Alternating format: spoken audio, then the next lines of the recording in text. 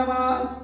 जय जयाधी जगनायका जगजनका जगत्पालका विश्वव्यापुनी अवशेषका विश्वंबर मनविशी जरी सकळ विद्यांचे भरणे करीचे काया वाचा मने तरी मीच काय विश्वारथिने उरलो असे महाराजा जरी मी असे विश्वात तरी पाळण होईल सदस्थितीत ऐसे सोनी संकट तुम्हाते कवने आरती घालावे परी मम वासनेची मळी रसनांतरी हेलावली तयाची सुरू करत फळे जी आली ती दूध पक्व ओपित महाराजा तरी तेही तुझ योग्य भूषण तिथ मजन वाटे पंढरीनाथ परी सूक्ष्म शिकवित भक्ता मात मोक्ष गावात प्रणविसी तरी आता सो कैसे स्वीकारिले बोबड्या बोलाजे मागले अध्यायी सुधारस गोरक्षम छिंद्र भेटले परी एक विचारी गुरु शिष्य सती त्या धवळारी नाना विलास भोग उपचारी भोगिताती सुख सोहळे शैल्य राधनी तंबिनी मुख्य नायिका तिलो तळा स्वामिनी मोहदर्शिवी गोरक्षा लागुनी सो सुताहुनी आगळा। सद्गुरुनाथ महाराज की जय। सकळ श्रोत्यांच्या चरणारविंदीने नतमस्तक होऊन कथेला प्रारंभ। अशा प्रकारे असणारे मागच्या अध्यायामध्ये गोरक्षनाथ आणि मच्छिंद्रनाथ यांची भेट झालेली आहे म्हणतात आणि गोरक्षनाथाला आता मैनाकीने कोण्या रूपाने आता कोणत्या तरी प्रकाराने म्हणा कशाने तरी म्हणा आपल्या राज्यामध्ये इथेच ठेवून घेण्याचा प्रयत्न ती करत आहे म्हणतात। आसन वचन भूषणा सहिता सोयीचे तया उपचारित पैल करून मिननाथ संगोपित गोरक्ष बाळा। अशा प्रकारे असणारे ती एवढा त्याच्यावर जीव टाकवत होती म्हणतात त्याला जीव लावत होती की नव्हती पण त्याला असं दाखवित होती की आपल्या लेकरापेक्षा जास्त त्याची काळजी घ्यायची त्याला आपल्या हाताने अंघोळ घालायची आपल्या हाताने चांगल्या प्रकारचे कपडे द्यायचे वस्त्र त्याला आणि त्याला जेवायला सुद्धा आपल्या जवळच बसवायचं अशा प्रकारची ती त्याची सोय घेऊ लागली म्हणतात। जैसा चातका लागी घना सोदिले करी उदक पान की तान्याला कासे लावून पय पाजिती गोतमी। अशा प्रकारे असणारे म्हणजे एखाद्या चातक पक्षाची जर तहान लागलेली आकाशाला मेघाला जर त्याची जशी दया येते त्याच्याकडे बघून तहानलेल्या चातकाकडे तशा प्रकारची मैनाकीनी गोरक्षाला वागत होती म्हणतात त्याच्या बरोबर किंवा एखादी गाय आपल्या भुकेलेल्या वासराला जशी पाना पाजते त्या प्रकारचा जीव मैनाकीनी गोरक्षाला लावू लागली म्हणतात। पाजी परी कैसा स्थिती उभवणे महामोह पर्वती वत्साशी लावणी कास संपत्ती शरीर चाटी तयाचे। अशा प्रकारे म्हणले जशी गाय आपल्या लेकराला जवळ घेते पाना देत असताना आपल्या जिभीने त्याला चाटते कुरवाळते तेच तिचं असते ना कुरवाळलं तशा प्रकारची मैनाकीनी त्याला एवढा जीव लावत होती म्हणतात आपल्या लेकरापेक्षा जास्त त्याच्यावर प्रेम करीत होती अशा प्रकारचे सांगत आहे। त्याची नीती किलो तळा संगोपित गोरक्ष बाळा भोजन घालीत पार लळा तान्या ते पाजित से। अशा प्रकारे असणारे म्हणले मीननाथ लहान होता त्याला पाजायची आणि जशा प्रकारचं त्याला प्रेमाने पाजायची तसंच गोरक्षनाथाला सुद्धा प्रेमाने आपल्या हाताने भोजन घालायची अशा प्रकारे सांगत आहे। भलतैसे ललितपणे श्री गोरक्षा घाली भोजन निकट मक्षिका उडवून निज करे जेववित से। अशा प्रकारचा असं आपण जसं लहान लेकराला गोड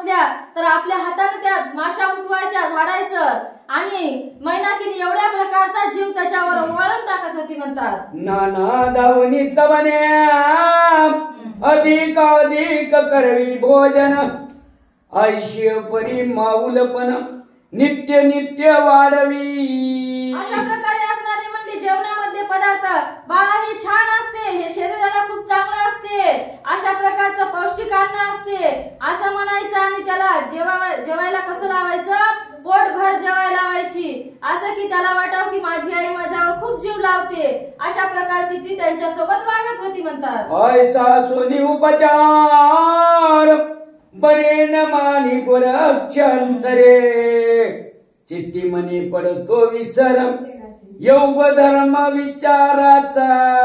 अशा प्रकारे असणारे ती जेवढा त्याच्यावर जीव लावायची त्याला तेवढा गोरक्षाला काय वाटायचं की नको असं वाटायचं. कारण आपला जीव याच्यासाठी परमात्म्याने या शरीरामध्ये आपण याच्यासाठी आलेलोच नाही असं त्यांना वारंवार वाटायचं. आणि जे तिनं प्रेम केलं का ते प्रेम त्याला तुच्छ वाटायचं, त्याला ते नकोसं व्हायचं. अशा प्रकारचे गोरक्षनाथ म्हणायचे की या प्रेमामुळे माझ्या योग धर्मामध्ये काय होत आहे, बाधा येत आहे किंवा मला त्याचं ध्यान लागत नाही. अशा प्रकारचे ते दुःख व्यक्त करायचे. आयुष्य चिंतित मने मग भोग तो रोगची जाणे, जेवी षड्रस रोगी या कारणे विषापरी वाटती. ज्या प्रकारे म्हणजे रोग्याला काही जरी चवदार करून द्या, गोड द्या, आंबट द्या, तिखट द्या, जसं त्याला गोड लागत नाही तशा प्रकारचे याला इथले षड्रस अन्न 56 प्रकारचे भोग सुद्धा कसे रोग्यासारखे वाटत होते, विषासारखे वाटत होते म्हणतात. त्याला हे गोड लागत नव्हतं कारण त्यांना योग आचरायचा होता आणि त्यांचा जन्म सुद्धा त्याकरिता झालेला होता, म्हणून त्यांना हे सगळं काही असं तुच्छ वाटत होतं म्हणतात. मग नित्य बैठकी बैसून एकांत स्थिती समाधान, धृती वृत्ती ऐशी वाहून करी भाषण मच्छिंद्रा. अशा प्रकारे असणारे म्हणले आता याचं झालं, याच्याकडे जीव लावायचा आणि मग लगेच मच्छिंद्रनाथाकडे जायचं, त्यांना एकट्याला गाठायचं आणि त्यांना कशा प्रकारच्या गोष्टी करायच्या तर त्यांच्या त्या पुढच्या ओळीमध्ये पाहू म्हणले. हे महाराजा योगपती आपण वसता या देशा प्रती, परी हे श्लाघ्यनाथ पंथी माते योगे दिशेन. अशा प्रकारे असणारे म्हणले मच्छिंद्रनाथाजवळ यायचं गोरक्षनाथाने आणि त्यांना म्हणायचं हे बघा ना महाराज, हे गुरुदेव आपण इथं थांबला म्हणले या स्त्री राज्यामध्ये, पण मला आपल्या या योग धर्माला काही हे बरोबर वाटत नाही. आपण या पंथाचे नाहीत, आपण कोणत्या पंथाचे आहोत, नाथ पंथामध्ये आहोत आणि हे आपला धर्म नाही. अशा प्रकारचे मच्छिंद्रनाथाला काय सांगायचे, गोरक्षनाथ बोध करायचे म्हणतात. ती पितळ धातूचे तगटी हिरा, कदा शोभेना वैरागरा, की राव घेऊन नरोटी पात्रा भोजन करी श्लाघ्यत्वे. अशा प्रकारे असं म्हणले वैरागर हिरा जर पितळाच्या धातूमध्ये जर ठेवला, पितळाची अंगठी केली आणि त्याच्यामध्ये जर तो हिरा ठेवला तर तो त्याला शोभेल का म्हणले, शोभणार नाही. तशा प्रकारचा आपण नाथपंथी आहोत, आपण या प्रपंच रहाटीमध्ये शोभत नाहीत. अशा प्रकारचे गोरक्षनाथ आपल्या गुरुला सांगू लागले. श्री मूर्ती चांगुलपणे महाश्मशानी करी स्थापन, तैसा येथे तुमचा वास जाण दिसताये महाराजा. पहाजी योग धर्मी तुम्ही बैसला निष्प्रह होवली, तेने करुणी ब्रह्मांड धामी कीर्ती ध्वज उभारिला. मृती व पाताळ एकवीस स्वर्गा, व्यापिले आहे चितके जग, तितके वांची आपुला योग चरण रज सेवावया. ऐशी प्रज्ञा प्रौढपणी असोणी पडावे गरते अवनी, चिंताहरक चिंतामणी अजाग्रीवी शोभेना तरी पाहे कृपाळू महाराजा उभारिला तो कीर्ती ध्वजा जो ध्रुव मिरवेल तेज पुंज आयुष्य करी महाराजा. अशा प्रकारे असणारे गोरक्षनाथ आपल्या गुरुला सांगत होते की काय करावं म्हणले. ज्या प्रकारचं ध्रुव बाळाने काय केलेलं आहे, नारायणाचे नाम घेऊन जसं आढळपद मिळवलेलं आहे तशा प्रकारचं आपल्याला काय करायचं आहे. आपल्या दत्तात्रय गुरुचा पंथ निवडलेला आहे, तो संप्रदाय पुढे न्यायचा आणि आपल्याला सुद्धा तसाच आढळपद करायचा आहे, चिरंजीव व्हायचा आहे. आपल्याला या प्रपंच रहाटीमध्ये थांबायचं नाही, असे गोरक्षनाथ आपल्या गुरुला बोध करू लागले म्हणतात. आयुष्य झाली अनेक कारण तुम्ही पूर्वीचे आहा कोण आला कवन कार्याकारण कार्य विचारा. अशा प्रकारे असणारे गोरक्षनाथ म्हणत होते आपण कोण आहोत, कोण्या अवतारात आलेलो आहोत. आपण पूर्वीचा अवतार कोण होतो तर तुम्ही कवी नारायण आणि मी हरिनारायणाचा अवतार आहोत आणि आपण या नागपंथामध्ये आलो आहोत आणि आपल्याला हा संप्रदाय पुढे न्यायचा आहे म्हणून आपण या कलियुगामध्ये अवतार घेतलेला आहे. अशा प्रकारचं सुद्धा भाषण गोरक्षनाथ आपल्या गुरुला देऊ लागले म्हणतात. की पूर्वी पहा ब्रह्मस्थिती श्री कवी नारायणाची होती लोक उपकार अवतार क्षिती जगा माझी मिरवला. अशा प्रकारे असणारे बघा म्हणजे आपण पूर्वीच्या अवतारामध्ये काय निर्णय घेतला होता. पूर्वीची ब्रह्मस्थिती पहा म्हणजे आपण काय करणार होतो, नाथपंथामध्ये येऊन लोकांवर उपकार करणार होतो म्हणून हा जन्म आपण घेतलेला होता. आपल्याला इथं संसार करायला आपण जन्म घेतलेला नव्हता असे गोरक्षनाथ आपल्या गुरुला वेळोवेळा सांगू लागले म्हणतात. आपण आचरला तपाचरणा शुभ मार्गा लावावे जन धर्मपंथिका प्रज्ञावान जगा माझी मिरवावया. बघा म्हणजे आपण अगोदर तप आचरण केलं, देव प्रसन्न करून घेतले, दानव प्रसन्न करून घेतले, सगळ्या प्रकारच्या मंत्रविद्या साध्य करून घेतलेल्या आहेत कारण आपल्याला लोकांवर उपकार करायचे आहेत आणि जे अज्ञान मार्गाने जाणारे आहेत त्यांना ज्ञानी करायचं आहे, सन्मार्गाला लावायचं आहे. यासाठी आपला अवतार धारण झालेला आहे अशा प्रकारचे गोरक्षनाथ सांगू लागले. ऐसे असता प्रौढपणा ते नाचरावे धर्म मग जगाशी बोल काय म्हणून अर्थार्थी ठेवावे. अशा प्रकारचे म्हणजे आपण पूर्वीच ज्ञानी असल्यानं या अशा प्रौढ शिक्षणामध्ये आपल्याला काय पडलेलं आहे, आपण याच्या कशाला नादी लागायचं अशा प्रकारचे बोध गोरक्षनाथ आपल्या गुरुला करू लागले म्हणतात. जात्यावर माया आळसीन मग काय पावी वऱ्हाडीन राव तस्कर मग प्रजाजन कोणी घरी रिघावे. अशा प्रकारे म्हणले जर राजा तस्कर झाला, चोर झाला, राजानं जर चोऱ्या करायला सुरुवात केली तर प्रजेनं पटलं पाव. अशा प्रकारचे गोरक्षनाथ आपल्या गुरुला काढले दृष्टांत देऊन सांगत होते. की अर्कची ग्रासीला महातिमिरी मग रश्मी वाचती कोणी परी उड गणपती तेज विकारी जात्या होती तेवी तारांगणे. अशा प्रकारे म्हणजे जर सूर्याला अंधारानं गिळलं तर उजेड होईल काय, होणार नाही म्हणजे. मग आपण अशा या प्रपंचामध्ये गुंतलो तर लोकांना ज्ञान मिळेल का, मिळणार नाही. मग आपल्याला काय करायला पाहिजे, याच्यातून बाहेर यायला पाहिजे. अशा प्रकारचा बोध गोरक्षनाथ सांगू लागले म्हणतात. देवी तुम्ही दुष्कृता चरता लोकही आचरती तुम्हा देखता अवतार दीक्ष लागी माथा दोष होईल जाणीजे. अशा प्रकारे म्हणजे सर्वसामान्यासारखं तुमचं जीवन चालू आहे. म्हणजे कसं आहे, जग जसं संसारामध्ये रममान आहे तशा प्रकारचे तुम्ही योगी असून संसारामध्ये रममान होत आहात, मग तुमची जगामध्ये कीर्ती राहणार नाही, अपकीर्ती होईल.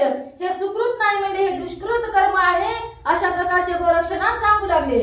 तरी आधीच सावे सावधान अर्थार्थी संगवर्जुन अंगलिप्त मला कारणे तीळ तुल्ये नसावे. अशा प्रकारे म्हणले जर इतके दिवस तुम्ही संसार केला, प्रपंच चालवला, हे राज्य चालवलं, पण काय करा म्हणले इथपर्यंत हा अर्थ घडून आलेला आहे, पण आता इथून पुढे तुम्ही हे सोडून द्या आणि काय करा नाथ पंथाचा तुम्ही काय करा स्वीकार करा आणि लोकोपकार करायला सुरुवात करा, अशा प्रकारचे गोरक्षनाथ सांगू लागले. नसतावो शाळ कोणा पाठी कळी काळा ते मारू काठी निर्भयपणे मही पाठी सर्वा वंदे होऊ की. अशा प्रकारे असणारे सांगत होते तुम्ही काय करू नका की इथे थांबू नका, आपण काय करू याच्यापेक्षाही मोठा योग आचरू आणि आपण कळी काळावर सुद्धा काय करू काठी मारू आणि कळी काळावर सुद्धा आपण विजय प्राप्त करू, पण तुम्ही आता संसार सोडून द्या आणि आपल्या योग मार्गाला सुरुवात करा, अशा प्रकारचे गोरक्षनाथ सांगू लागले. तरी महाराजा ऐके वचना सकळ वैभव तेदुन निसंग व्हावे संगे करून दुःख सरिता तरावी. अशा प्रकारे असणारे सांगत होते इतके दिवस संग ठेवला म्हणले तुम्ही तिच्यासोबत, आता संग सोडा आणि दुःख याचं करू नका म्हणले. आपला हा पंथ जो आहे तो आपल्यापासून दुरावतो आहे, याचं दुःख राहू द्या, याचं भान राहू द्या आणि आता आपापल्या योग मार्गाला सुरुवात करा, अशा प्रकारचे गोरक्षनाथ सांगू लागले. प्रथमची दुःख कारणा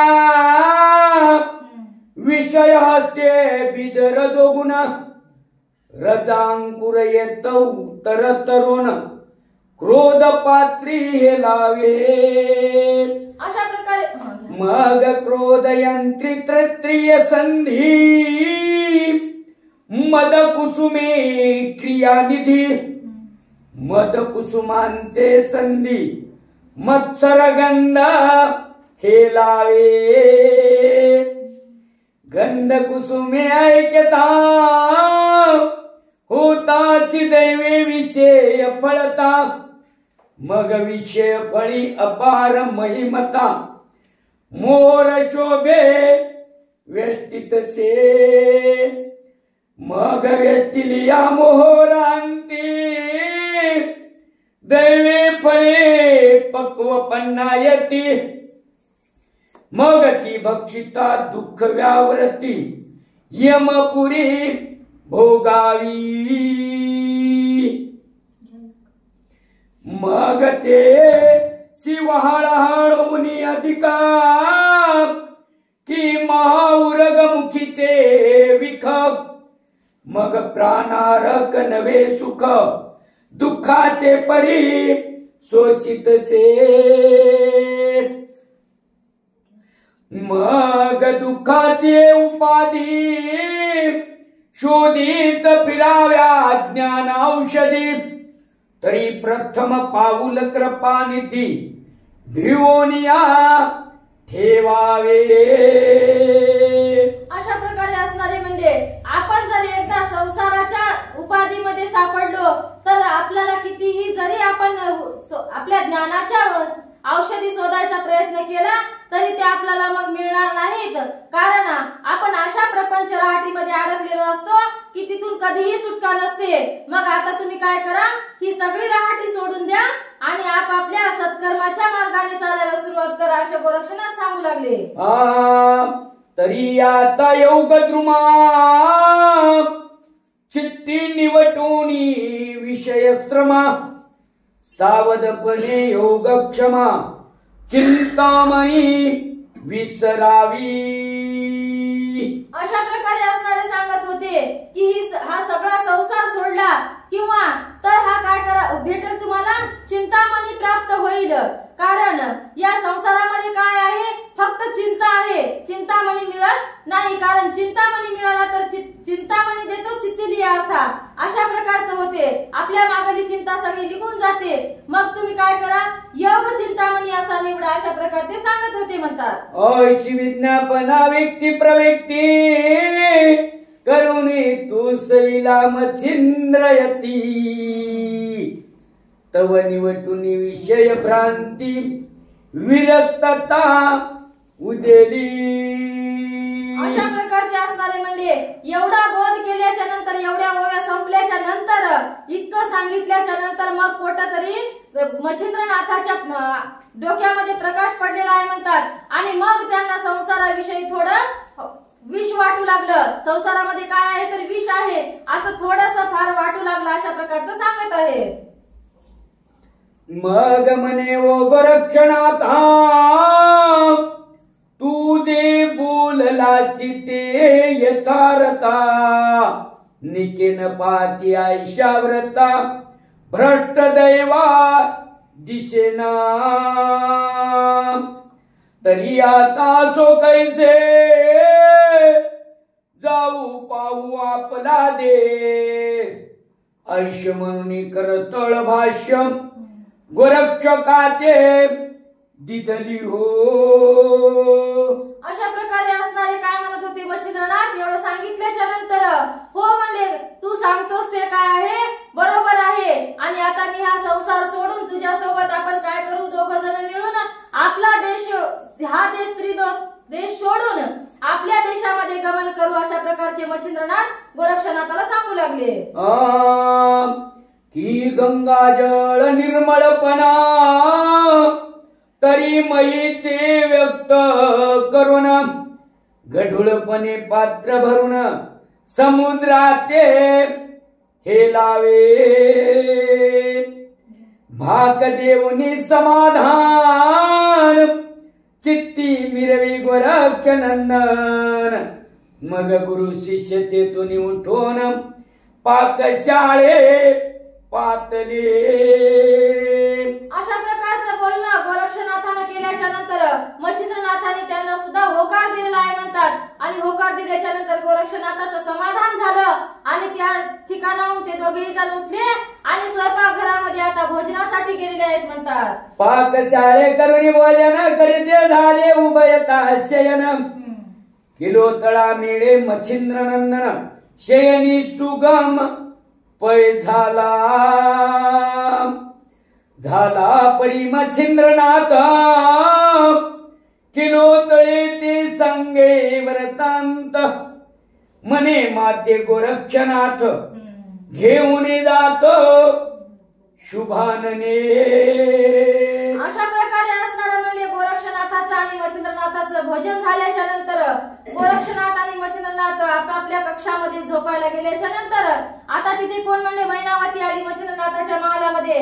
आणि मच्छिंद्रनाथाने तिला सांगायला सुरुवात केलेली आहे की हे मैनाकिनी, आता मला गोरक्षनाथ काय म्हणतो आहे की आता हा देश सोडून आपल्या देशामध्ये जाऊ, अशा प्रकारचं बोलणं गोरक्षनाथ माझ्या सोबत करत आहे आणि तो मला घेऊन जायचा विचारामध्ये आहे, असं मैनाकिनीला मच्छिंद्रनाथ सांगू लागले.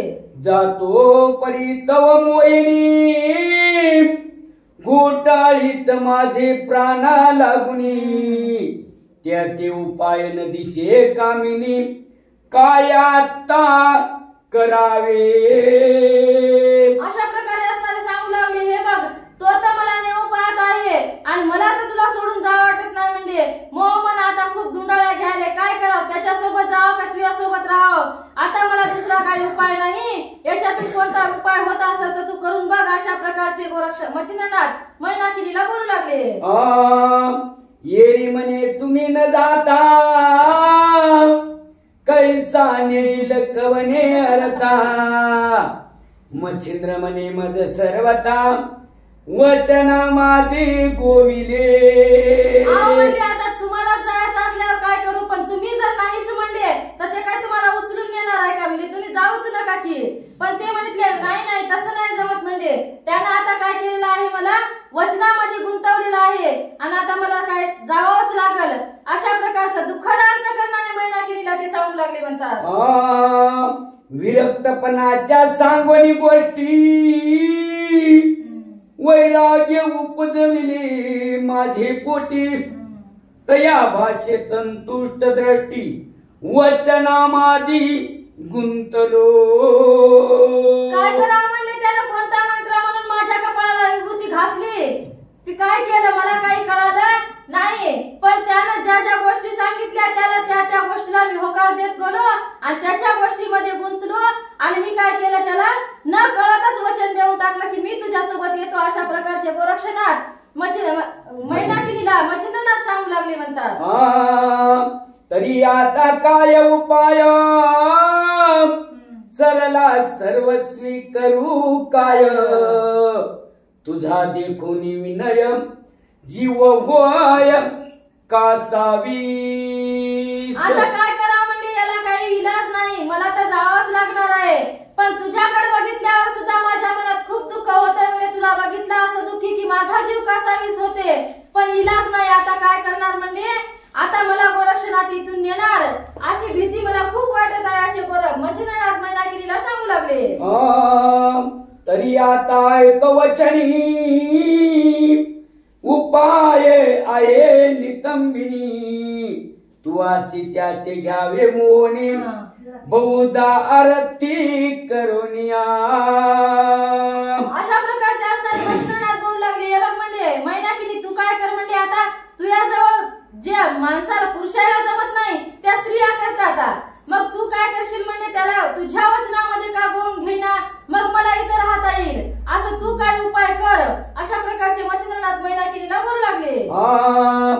येरी म्हणे जी प्राणनाथ म्या उभविला उपाय पर्वत.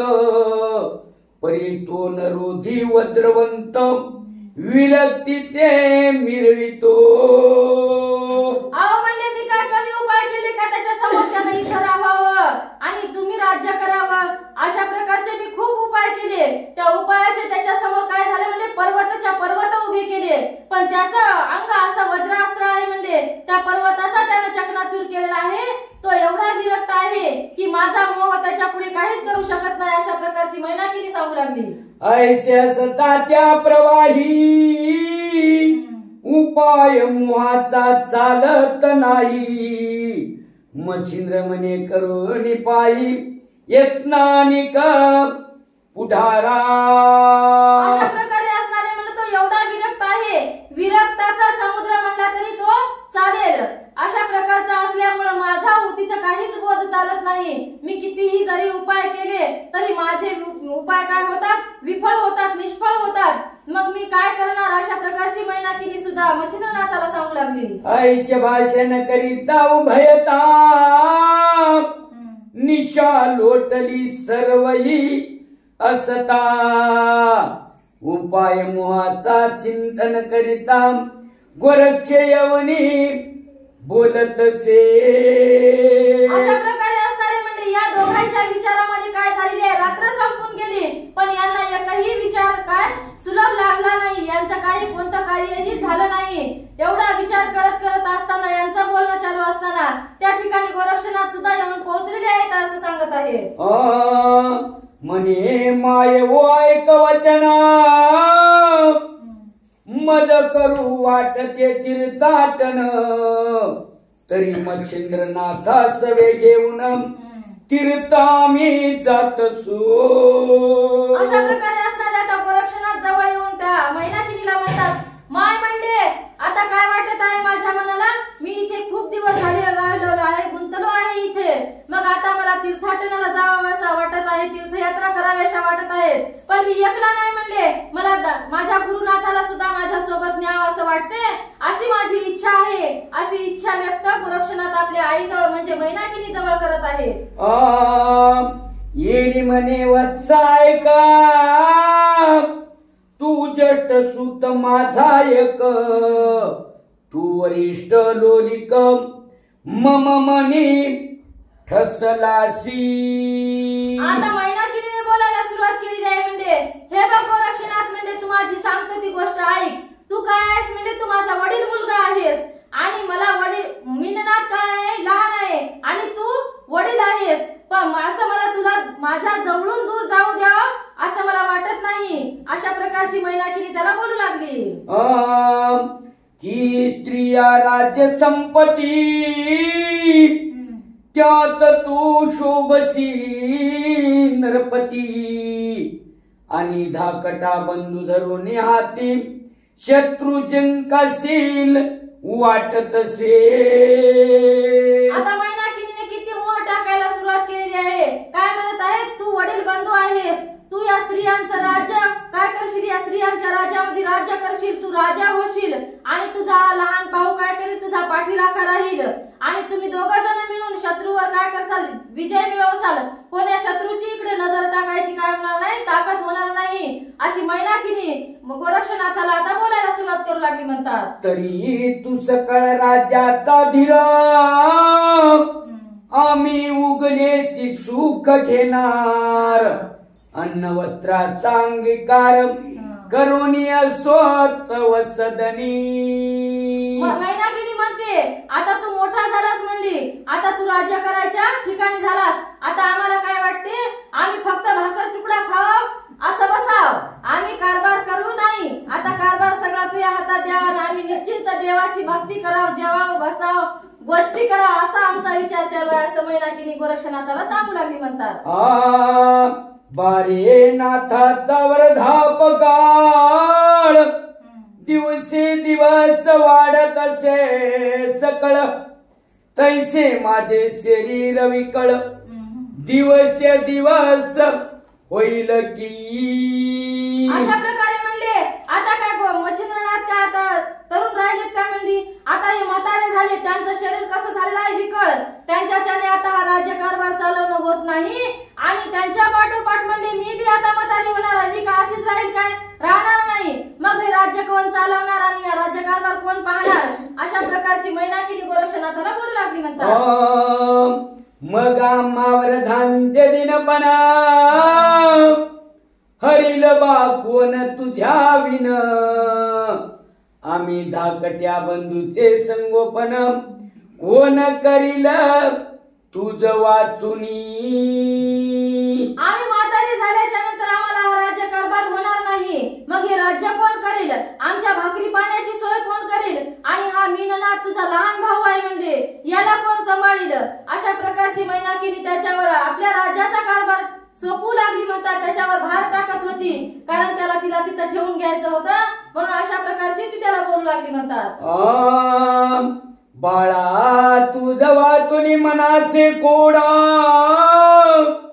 कोण पुरविल तू गेल्या पुढे, माय वाचुनी न रडे संगोपिता तू अससी. अशा प्रकारे म्हणली, हे बघ म्हणली, तू जर गेला तर आमचे कोड म्हातारपणचे कोड, आमच्या म्हातारपणचे लाड कोण पुरील, म्हणजे आम्हाला काशीला घेऊन जावं लागेल, आम्हाला दुसरी तीर्थयात्रा करावं लागतील तुझ्यासोबत, मग आम्हाला कोण दाखविल. अशा प्रकारची मैनाकिनी आपल्या गोष्टीमध्ये त्याला गोवून टाकत होती. म्हणतात, बा देवारे आमुचा सकळ तिलका तू अससी राजनायक, तू गेली आम्ही भिक घरोघरी मागावी. अशा प्रकारे म्हणजे तू काय आहेस, आमच्या कुळाचा कुळदीपक आहेस, राज्याचा टिळक आहेस, अशा प्रकारची ती त्याला मोठ्या मोठ्या उपमा देत होती. म्हणतात, आणि जर तू गेला तर हे राज्य कोणीतरी असं कोणीतरी हिसकावून नेईलच, म्हणजे या राज्याला धनी राहणार नाही, मग आम्ही काय घरोघर तू गेल्यावर भीक मागाव काय. अशा प्रकारची मैनाकिनी त्याला प्रत्येक शब्दामध्ये खोल खोल नेऊन गोवून टाकत होती. म्हणतात, तरी आयुष्य विपत्ती कोडे मदन दाखवी दृष्टी पुढे, तरी मद येऊजुनी विहिराडे लोटुनी मग जाई पा.